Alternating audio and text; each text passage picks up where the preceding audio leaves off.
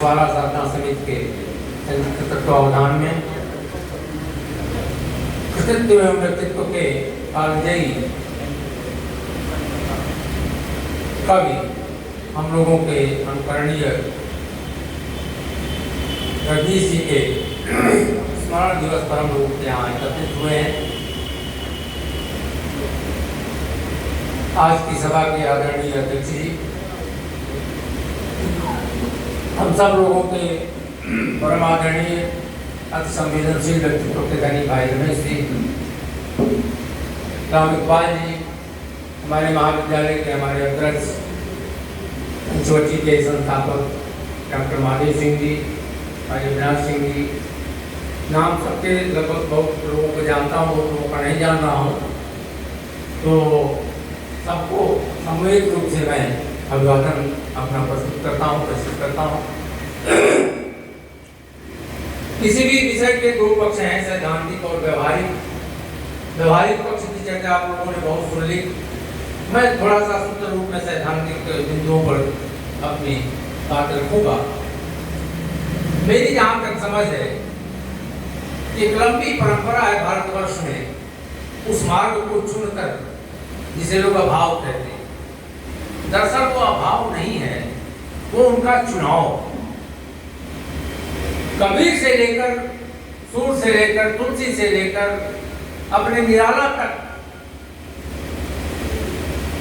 अगर आप देखें तो इन लोगों ने चुनाव किया था उस मार्ग का जिस पर भौतिकता की मारा मारी नहीं, भौतिकता की पकड़ नहीं।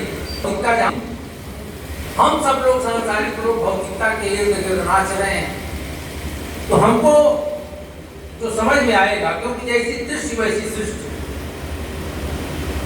हम अगर भौतिकता में नाच रहे हैं तो अपने सामने वाले को समझ रहे हैं कि वो भी इसी में नाच रहा है। नहीं, ये हमारा दृष्टि दोष है। तो रजनीश जी से मेरा पहला साक्षात्कार लालगंज में कवि सम्मेलन के दौरान हुआ था, और वहां पर उनकी जो दो पंक्तियां जो आज जन जन गा रहा है, जन जन के कंठ में है कि आज मुझे विष पी लेने दो और कभी हम सुधा पिएंगे, तुम चाहे जैसे भी जी लो, हम मरने के बाद जिएंगे। तो वाकई ऐसे विचारधारा के, ऐसे सिद्धांत के, ऐसे जीवन दर्शन के व्यक्तित्व मरने के बाद ही जीते हैं। उसके बाद ही उनका महत्व समाज को, देश को समझ में आता है। और क्यों हम यहाँ इकट्ठे हुए, उनकी पीड़ा क्या थी, बात क्या है आखिर उन्होंने समाज की और देश की चीजों को लेकर अपने में समेटा और फिर उसको शब्दबद्ध करके सबके सामने सोचने के लिए रख दिया कि सोचो और देखो तुम कहाँ हो, जाना कहाँ चाहिए और जा कहाँ रहे।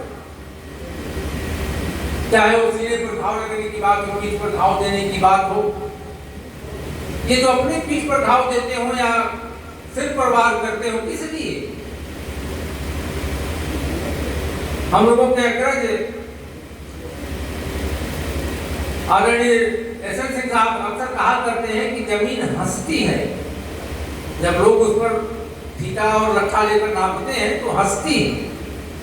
देखो मैं जहां की तहां, इससे पहले भी पता नहीं कितने लोगों ने फीता चलाया, नापा, जोखा, चले गए, ये भी चले जाएंगे, लेकिन मेरे नाम पर एक दूसरे का सिर फोड़ रहे हैं। ये समझ की बात है। और मैं अपने को भी धन्य मानता हूं कि मैं इस धरती पर आ सका, ग्रामीण परिषद से जुड़ा हूं। बैसवारा के साहित्य का योगदान हिंदी साहित्य में बहुत बड़ा है। आदि काल से शुरू करिए, भक्ति काल से चलते हुए आधुनिक काल तक अगर हम बैसवारा के साहित्यकारों को निकाल दें तो हिंदी साहित्य अधूरा सा लगता है। बाकी बहुत थे साथियों, लेकिन मैं कहीं वचनबद्ध था, मैंने निवेदन किया कि मुझे जाना है, तो भाई संचालक महोदय के प्रति मैं कृतज्ञ हूँ कि उन्होंने मेरी भावनाओं का सम्मान किया और आप सब लोगों के साथ पूरे समय न रह पाने के लिए मैं क्षमा प्रार्थी हूँ, क्योंकि बहुत लोगों को सुनने की इच्छा है, जिनसे बहुत लोग ऐसे भी देख रहे हैं जिनसे पहली बार साक्षात्कार हो रहा है। उनके आत्मस जिनमें एक दिलीप भैया से शायद कभी देखा भी नहीं थी आपसे, बाकी जो लोग आपसे भी देखा नहीं, केवल गणेश बाबू से आज पहली बार ठीक से जिसे कहते हैं मिलना हुआ। और अंत में एक शेर याद आ रहा है गणेश जी के संबंध में कि कोई हद ही नहीं मोहब्बत के फसाने की,